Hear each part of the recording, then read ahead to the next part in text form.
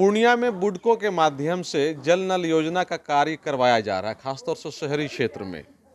और बिहार सरकार के 7 निश्चय योजना का एक महत्वपूर्ण योजना है जल नल योजना, और उसका क्या हाल है उसको दिखाने के लिए आज हम मौजूद हैं पूर्णिया के सबसे रईसी इलाका पूर्णिया के नवरत्न हाता में। और यहाँ आपको दिखाएंगे कि क्या नज़ारा है और किस तरह से इस योजना का काम चल रहा है। ये देखिए, सड़क पर ये पानी आप देख रहे हैं, ये बिना बरसात का पानी है और ये लगातार यहाँ से निकल रहा है। सड़क के नीचे पाइप है और वो पाइप इतना कमज़ोर दिया गया है कि वो पानी के प्रेशर से फट गया और सड़क को तोड़ते हुए अब पानी बाहर आ रहा है। और इसके कारण स्थिति ऐसी बनी हुई है कि पूरा मोहल्ला में बिना बरसात के, बिना बाढ़ के यहाँ मंजर पूरा बाढ़ जैसा लग रहा है। आप देख लीजिए, ये नज़ारा सिर्फ एक जगह नहीं है, बाकी कई और जगह भी इस तरह से पानी निकल रहा है। तो बुडको का किस तरह से काम हो रहा है पूर्णिया में, इसको आप समझ सकते हैं। एक ही घर में 7 नल लगा दिया जाता है। सड़क पर फिर अगर काम किया गया है, बगल में नाली बनाई गई है और उसमें पाइप लगाया गया है, तो इस तरह से लगाया गया है वो किसी काम का नहीं है। आप देख लीजिए, ये पानी जमा है यहाँ और लोग कैसे इस होकर के आएंगे जाएंगे। इस सुखाड़ के महीने में ऐसा लग रहा है जैसे कि बारिश का समय है, इस तरह का मंजर यहाँ है। अभी एक महिला बता रही थी कि लगातार ये जो है ना पानी रिसाव वो बढ़ता जा रहा है, जिसके कारण इस तरह की दिक्कतें हो रही है। आइए हम आपको आगे दिखाते हैं कि किस तरह का काम किया गया है, सरकारी रुपये का किस तरह से दुरुपयोग हो रहा है इस योजना के तहत, किस तरह से बंदर बाट किया जा रहा है, और जो अधिकारी हैं, जो कर्मचारी हैं, वो किस मिजाज के हैं, कैसे लोग हैं, कितनी उनकी पढ़ाई लिखाई है, वो आप समझ सकते हैं। इसके लिए उनको सरकार के माध्यम से पैसे दिए जा रहे हैं, उनको काम करना है। पढ़े लिखे शिक्षित लोग को अधिकारी बनाया जाता है और वो लोग किस तरह से काम करते हैं ये देख लीजिए। ये थोड़ा बताइए, कितने दिनों से ऐसा हो रहा है यार? ये 5-6 दिन से हो रहा। ये पानी आ रहा है कहाँ से? वही जल योजना से। तो फट गया है क्या जी? तो आप लोग के घर में पानी आता है कि ये सड़कें पे निकल जाता है खाली? हाँ, घर में पानी आता है पीने के लिए? नहीं, हम लोग का नल नहीं, नल फल गायब हो गया, बहुत पहले खोल लिया। अच्छा, घर में नल नहीं है? नहीं, वो उन्हें चुनने वाली आती है। हाँ। वो सब खोल लिया। वो सब खोल लिया और ये सड़क पर पानी बह रहा है? बहुत दिन से। बहुत दिन से बह रहा है? हाँ। कोई आता नहीं देखने के लिए? नहीं। तो आप लोग कैसे चलते हैं इसमें सुखाड़ में? अब क्या करेंगे, रोड में जाना ही पड़ता, काम है तो लोग। ये कौन कौन सा मोहल्ला है? नौतन होता है। नौरतन आता है? कहा यहाँ लिखा है 16 नंबर। कहा जाता है कि ये रईसों का इलाका है जी। और उसमें ऐसा हाल है। तो लगता है कि सरकार के जो लोग काम करते हैं, जमीन पर काम सही से हो रहा है?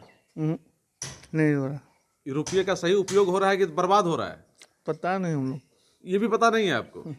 ये साहब यहाँ नहीं रहते हैं, लेकिन इनको इस स्थिति को देख करके आप अंदाज़ा लगा सकते हैं कि किस तरह का मंजर है। दोनों ही तरफ देखिए, पानी का जो है किस तरह की स्थिति बनी हुई है। ये जल नल योजना की सच्चाई है। पानी पीने के लिए लोगों को घर में जाना चाहिए तो वहाँ पानी जाता नहीं है, और सड़क पर जहाँ पानी नहीं जाना चाहिए वहाँ पानी का अंबार लगा हुआ है, वहाँ पानी बहता ही जा रहा है। ये स्थिति है सरकार के जल नल योजना की, 7 निश्चय योजना की। अब जरा सोचिए, 7 निश्चय योजना इस तरह का है जिसको दिखाने के लिए पूर्णिया का जो रईसों का इलाका है, जहाँ बड़े बड़े लोग, अधिकारियों लोग का भी घर है इसमें, और उस जगह में ऐसी स्थिति है। और उसी मोहल्ले में एक घर ऐसा भी है जिसमें 7 निश्चय योजना के तहत, जल नल योजना के माध्यम से एक ही घर में, एक ही बेसिन में 7 नल लगा दिया जाता है, और उसके जस्ट बगल में फिर देख लीजिए क्या हाल है यहाँ। तो ये स्थिति बनी हुई है। ये बगल में देखिए कचरा का अंबार भी है यहाँ। तो नगर निगम को भी देखने की आवश्यकता है, और किस तरह से शहर का विकास करने की बातें की जा रही हैं वो आप समझ सकते हैं। ये किस तरह का मंजर यहाँ बना हुआ है नौरतन हाता में। पानी का लगातार रिसाव हो रहा है, अभी तक कोई बंद करने के लिए नहीं आया है। पता नहीं पानी किधर से आ रहा है, किधर जा रहा है, किसी को कुछ पता नहीं है। जबकि सरकार ही प्रचार करती है कि पानी का दुरुपयोग नहीं होना चाहिए, पानी का सदुपयोग करें, जल ही जीवन है। अब देख लीजिए, जो सरकार ये कहती है जल ही जीवन है, लोगों को जागरूक करती है कि पानी का बर्बादी ना करें, और उसी सरकार का तंत्र किस तरह से पानी का दुरुपयोग कर रहा है, बर्बाद कर रहा है पानी को, आप इसको देख सकते हैं, समझ सकते हैं। ये नज़ारा देखने के बाद आप समझ सकते हैं कि अधिकारी जो कहते हैं वो करते कितना है और जो करते हैं वो दिखता कितना है, ये सब आप आसानी से समझ सकते हैं। ये जल लोगों के घर तक जाना था पानी पीने के लिए, इस्तेमाल के लिए, लेकिन ये सड़क पर कीचड़ बना रहा है। इस पानी से कीचड़ पैदा हो रहा है यहाँ, और लोगों को काफ़ी दिक्कतें हो रही है।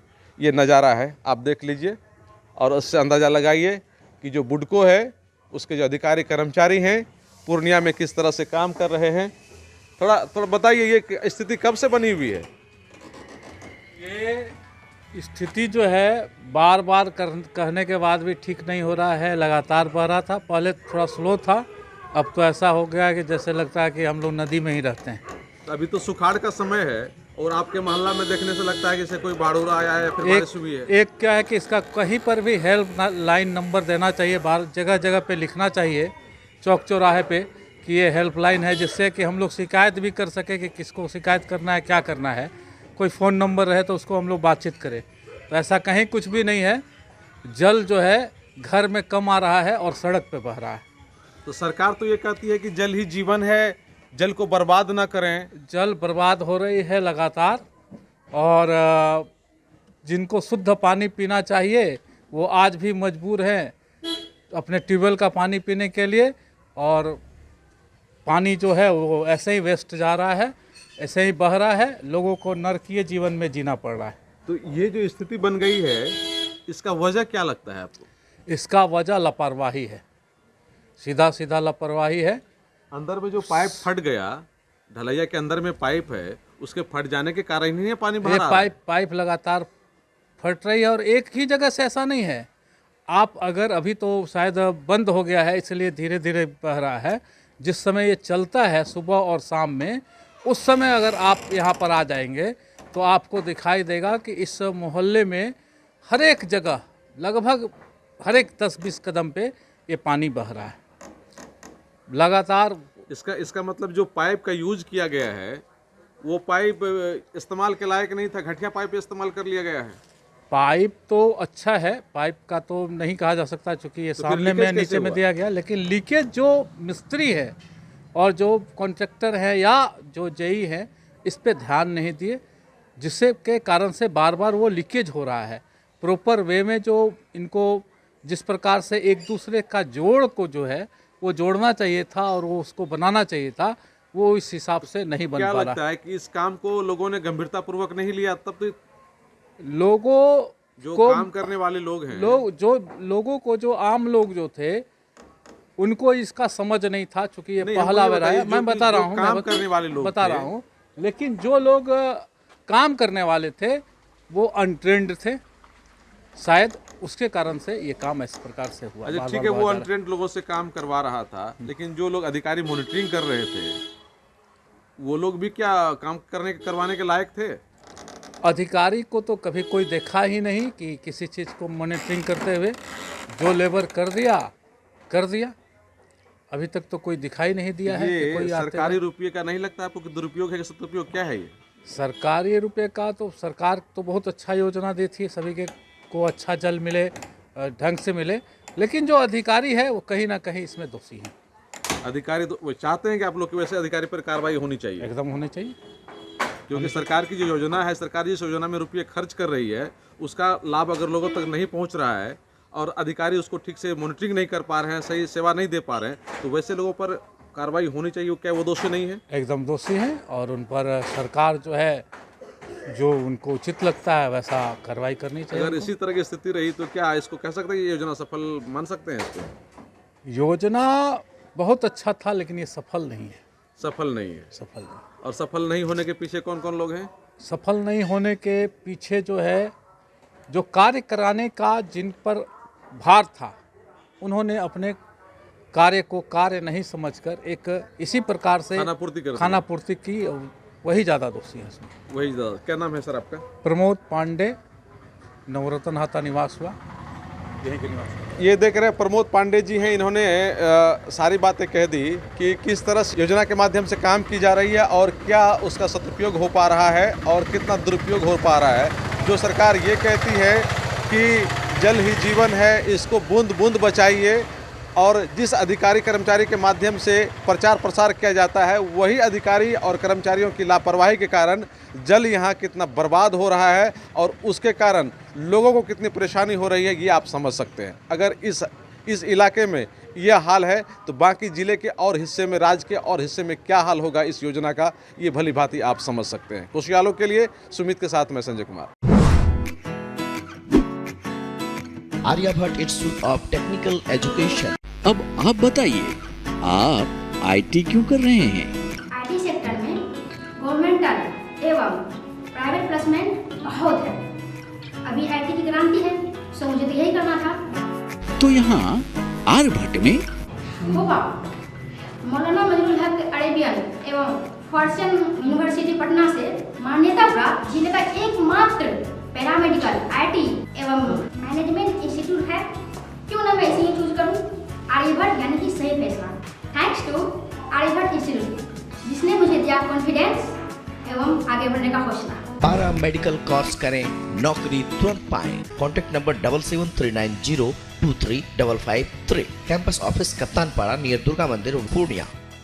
मां पंचा देवी हॉस्पिटल डॉक्टर A.K. गुप्ता द्वारा बिहार की प्राइवेट सेक्टर का पहला फाइब्रो स्कैन मशीन इकोसेंस द्वारा फैटी लिवर की जांच के लिए पूर्णिया में पहली बार लेजर मशीन द्वारा फाइल्स, फिशर्स, फेस्टुला का ऑपरेशन, स्टेपलर द्वारा सर्कमसीजन का ऑपरेशन। बिल्कुल सरल तरीका, बेहतर सेवा। हमारा पता NS31 लाइन बाजार पूर्णिया। किसी भी तरह की जानकारी के लिए डायल करें 9934677891। मां पंचा देवी हॉस्पिटल।